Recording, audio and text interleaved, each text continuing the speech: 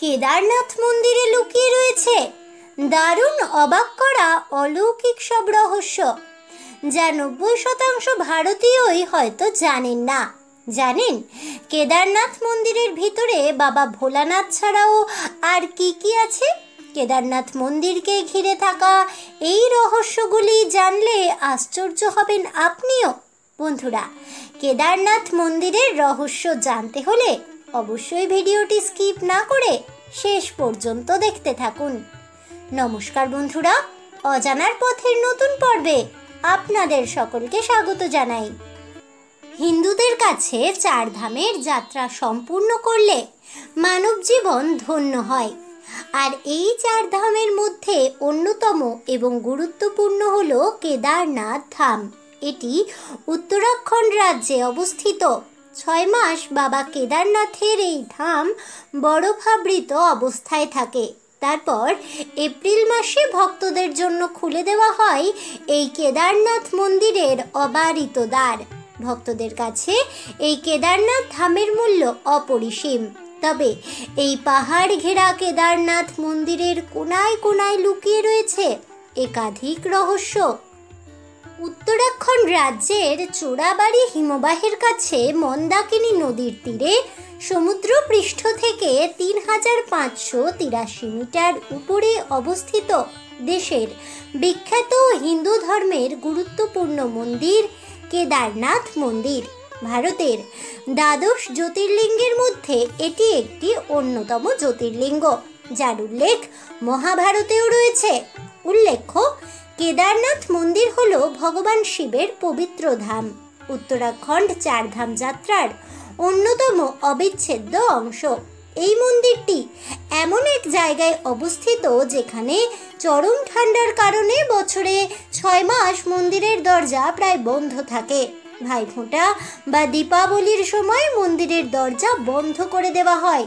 আর এপ্রিলের শেষের দিকে বা মে মাসের শুরুতে অক্ষয় তৃতীয়ার দিনে ফের ভক্তদের জন্য মন্দির খুলে দেওয়া হয়। এই গুরুত্বপূর্ণ মন্দির দর্শনের জন্য দেশ বিদেশ থেকে লক্ষ লক্ষ তীর্থযাত্রী ও পর্যটক ভিড় করেন। প্রবল ঠান্ডার জন্য কেদারনাথের অধিষ্ঠিত দেবতাকে উত্তরাখণ্ডের রুদ্রপ্রয়াগ জেলার উখি মঠে নিয়ে যাওয়া হয়। কেদারনাথ মন্দির না খোলা পর্যন্ত সেখানেই পুরোহিতেরা পরবর্তী 6 মাস পুজো করেন। কথিত আছে, মন্দির যত প্রাচীন হয় ততই সেই মন্দির নিয়ে রহস্য দানা বাঁধতে থাকে। কেদারনাথ মন্দির শুধুমাত্র হিন্দু ধর্মের গুরুত্বপূর্ণ মন্দির নয়, এই মন্দিরের সঙ্গে জড়িয়ে রয়েছে বহু পৌরাণিক কাহিনী ও অজানা রহস্য। শোনা যায় গুপ্ত যুগের শিলালিপিতে এই মন্দিরের উল্লেখ পাওয়া যায়। তারপর 11 শতকে গর্ভগৃহ সমেত গোটা মন্দিরের নির্মাণ হয়। পরবর্তীতে 12 শতকে মন্দির সংস্কার করা হয়। পুরাণ মতেই জানা যায়, কুরুক্ষেত্র যুদ্ধ শেষ হওয়ার পর মহাভারতে জ্ঞাতি হত্যার পাপ থেকে মুক্তি পেতে পাণ্ডবগণ তীর্থ দর্শন করতে বেরিয়ে পড়েছিলেন। সেই সময় তারা কাশীতে এসে জানতে পারেন ভগবান শিব তাদের দর্শন না দেওয়ার জন্য পাহাড়ের কোলে আত্মগোপন করেছেন। সেখানে নাকি তিনি এক ষাঁড়ের ছদ্মবেশে লুকিয়ে রয়েছেন। খুঁজতে খুঁজতে তারা গৌরীকুণ্ডের কাছে এসে সেই ষাঁড়কে মাটিতে মিশে যেতে দেখে ভীম তখন তাকে জাপটে ধরেন। বলা হয় ভগবান তাদের হাত থেকে নিস্তার পেতে দৌড় শুরু করলেন। এইভাবে দীর্ঘক্ষণ সময় পেরিয়ে মাটি ভেদ করে উপরে উঠে আসলেন বৃষরূপী মহাদেব। তাই কেদারনাথের বৃষের পিঠের কুঁজ জ্যোতির্লিঙ্গ হিসাবেই পূজিত হয়ে থাকে। মহাভারত অনুসারে জানা যায়, একদা পাণ্ডবরা ভগবান শিবকে তুষ্ট করার জন্য কেদারনাথ মন্দির নির্মাণ করেন। শোনা যায় 8ম শতকে হিন্দু দার্শনিক আদি শঙ্করাচার্য তার শিষ্যদের নিয়ে এই মন্দির দর্শনে এসেছিলেন। তবে আশ্চর্যের বিষয় হলো 2013 সালে বিধ্বংসী বন্যায় কেদারনাথ শহরের প্রচুর ক্ষতি হলেও মন্দিরের কোনো রকম ক্ষতি হয়নি। শিব বেশধারী ষাঁড় ভীমের গদার আঘাতে মোট 5টি খণ্ডে বিভক্ত হন। কেদারনাথ ছাড়াও বাকি শিবলিঙ্গগুলি তুঙ্গনাথ, রুদ্রনাথ, মদমহেশ্বর, কল্পেশ্বর, যা পঞ্চকেদার নামে পরিচিত। এই অঞ্চলের প্রাচীন নাম ছিল কেদারখণ্ড, তাই এখানে শিবকে কেদারনাথ অর্থাৎ কেদারখণ্ডের অধিপতি বা নাথ নামে পূজা করা হয়। যে কোনো দুর্যোগ বা ধ্বংসলীলায় মন্দির সুরক্ষিত এবং অবিনশ্বর। 2013 সালে বিধ্বংসী হরপা বানে কেদারনাথ মন্দির সহ শহরের প্রচুর ক্ষতি হয়েছিল। পার্বত্য অঞ্চলে বিধ্বংসী ভূমিধস এবং বন্যার শিকার হলেও পাহাড় থেকে নেমে আসা বিশাল পাথর নেমে এসে মন্দিরটির কোনো রকম ক্ষতি করতে পারেনি। মনে করেন অনেকেই কোনো এক ঐশ্বরিক শক্তি এটিকে ধ্বংসের হাত থেকে রক্ষা করেছে। প্রত্যক্ষদর্শীদের কথায় একটি বিশাল পাথর মন্দিরের পিছনের অংশকে আটকে রেখেছিল, যার কারণে জল এবং ধ্বংসাবশেষ তাদের গতিপথ পরিবর্তন করেছিল এবং কেদারনাথ মন্দির ধ্বংসের হাত থেকে রক্ষা পেয়েছিল। মন্দিরের অভিভাবক হলেন ভগবান ভৈরবনাথ জি। হিমালয়ের প্রকৃতির কোলে অবস্থিত কেদারনাথ মন্দিরটি নাকি তিনিই পাহারা দেন। ভগবান ভৈরবনাথ জি গাড়োয়াল অঞ্চলের একজন অত্যন্ত গুরুত্বপূর্ণ দেবতা। তিনি সুরক্ষা এবং ন্যায় বিচারের প্রভু, ভগবান শিবের জ্বলন্ত অবতার এবং ধ্বংসের সাথে যুক্ত। ভৈরবনাথ জি ক্ষেত্রপাল নামেও পরিচিত। ভৈরবনাথজির মন্দির কেদারনাথ মন্দিরের দক্ষিণে অবস্থিত। কেদারনাথ মন্দিরকে খারাপ আত্মা বা অশুভ শক্তি থেকে রক্ষা করে থাকেন তিনি। কেদারনাথ মন্দির পঞ্চকেদারের একটি অংশ বিশেষ। পঞ্চকেদার ভগবান শিবের উদ্দেশ্যে নিবেদিত 5টি পবিত্র স্থান, যার সবকটি গাড়োয়াল হিমালয়ে অবস্থিত।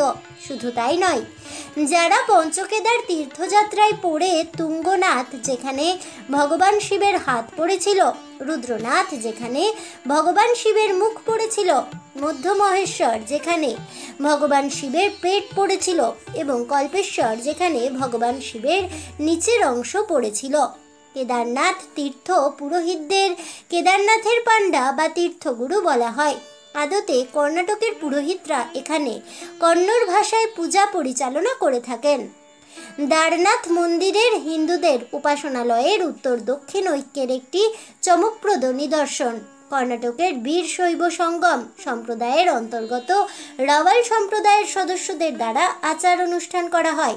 খ্রিস্টীয় 10ম শতাব্দী থেকে এখানে পুজো কন্নড় ভাষায় এবং একই রীতিতে পালন করা হয়ে থাকে। রাওয়াল বা প্রধান পুরোহিত মন্দিরের অভ্যন্তরে আচার অনুষ্ঠান পালন করেন না, বরং তার সহকারীকে এই দায়িত্ব অর্পণ করেন। শীতকালে যখন দেবতা উখি মঠে স্থানান্তরিত হয়, তখন রাওয়াল প্রধান দেবতার সঙ্গে অবস্থান স্থানান্তর করেন। কেদারনাথের তীর্থ পুরোহিত অর্থাৎ পাণ্ডারা কেদারনাথ উপত্যকায় প্রধানত 3টি নির্দিষ্ট এলাকায় বাস করেন, যেগুলি হল গুপ্তকাশীর বামসু এলাকা, গুপ্তকাশীর উত্তর এলাকা, উখি মঠ। কেদারনাথ মন্দিরের প্রধান পুরোহিত রাওয়াল বৈষ্ণব সম্প্রদায়ের অন্তর্গত। কথিত আছে কেদারনাথ ধামের দরজা 6 মাসের জন্য বন্ধ হয়ে গেলেও সেখানে একটি অক্ষয় প্রদীপ জ্বালানো হয়। 6 মাস বন্ধ থাকার ফলে মন্দিরও তার আশেপাশে কেউ তখন সেখানে থাকেন না। সেই সঙ্গে তীব্র ঠান্ডা ও পুরু বরফের মধ্যে কেউ থাকার কথাও নয়। তবুও আশ্চর্যভাবেই এক ঘটনা ঘটে। আশ্চর্যের বিষয় হলো 6 মাস পর দরজা খোলার পরেও ওই অক্ষয় প্রদীপটি ঠিক সেইভাবেই জ্বলতে থাকে। টানা 6 মাস ধরে সেই প্রদীপ জ্বলতে থাকে। বলা হয় কেদারনাথে 6 মাস মানুষে পুজো করে এবং 6 মাস দেবতারা পুজো করে। তাছাড়াও 13 থেকে 17 শতকে এই মন্দির প্রায় 400 বছর বরফের তলায় ছিল। কিন্তু অবাক করার মতো বিষয়, যখন 400 বছর পর এই বরফের তলা থেকে মন্দিরটি বেরোয়, তখন একদম মন্দিরটি ঠিকঠাক ছিল। ভ্রাতৃ হত্যার পাপ মোচনে শিবের খোঁজে পঞ্চপাণ্ডব উপস্থিত হয়েছিলেন এই কেদারনাথে, কিন্তু বিষয়টি একেবারেই মেনে নিতে পারেননি শিব। তিনি পঞ্চপাণ্ডবকে এড়িয়ে যাওয়ার চেষ্টা করেন। পাণ্ডবগণ দেবাদিদেবকে খুঁজতে খুঁজতে হিমালয়ে পৌঁছালে তিনি সেখান থেকে অন্তর্ধান হয়ে কেদারে চলে আসেন। জানলে অবাক হবেন, স্বয়ং শিব ভীমের ভয়ে মাটির তলায় পর্যন্ত লুকিয়েছিলেন। ভীম টেনে বার করে আনেন শিবকে। দেবাদিদেবের শরীর বিচ্ছিন্ন হয়ে যায় বিভিন্ন অংশে। অংশগুলি থেকে তৈরি হয় কেদারনাথ মন্দির। উত্তরাখণ্ডের বিখ্যাত মন্দির হলো কেদারনাথ মন্দির। মন্দিরের পাশ দিয়ে বয়ে চলেছে শীতল মন্দাকিনী নদী। এই মন্দিরকে ঘিরে রয়েছে নানান রহস্যময় কাহিনী। পঞ্চ কেদারনাথের মন্দির সম্পর্কে প্রচলিত রয়েছে অসাধারণ পুরাণ কথা। মহাভারতের কাহিনী অনুসারে পঞ্চপাণ্ডব কুরুক্ষেত্র যুদ্ধে জয়লাভের পর জ্ঞাতি হত্যার প্রায়শ্চিত্ত করতে বার হন। তীর্থ দর্শনে এসে যখন কাশীতে এসে পৌঁছলেন, তখন বিশ্বনাথ শিব ইচ্ছাকৃতভাবে পাণ্ডব পুত্রদের দেখা দেবেন না বলে হিমালয়ে আত্মগোপন করেন। যুধিষ্ঠির এই কথা জানতে পেরে হরিদ্বারের পথে এসে খুঁজতে থাকেন। জানতে পারেন বিশ্বনাথ গুপ্ত কাশীতে বিশেষ ছদ্মবেশে লুকিয়ে রয়েছেন। ভীম শিবের সন্ধানে বৃষের পিছনে ধাওয়া করেন। গৌরীকুণ্ডের কাছে এসে দেখেন বৃষ মাটিতে প্রবেশ করছে। সেই অবস্থাতেই ভীম আর বৃষরূপী শিবের মধ্যে শুরু হয় টানাটানি। ধস্তাধস্তিতে শরীরের বিভিন্ন অংশ বিচ্ছিন্ন হয়ে পড়ে।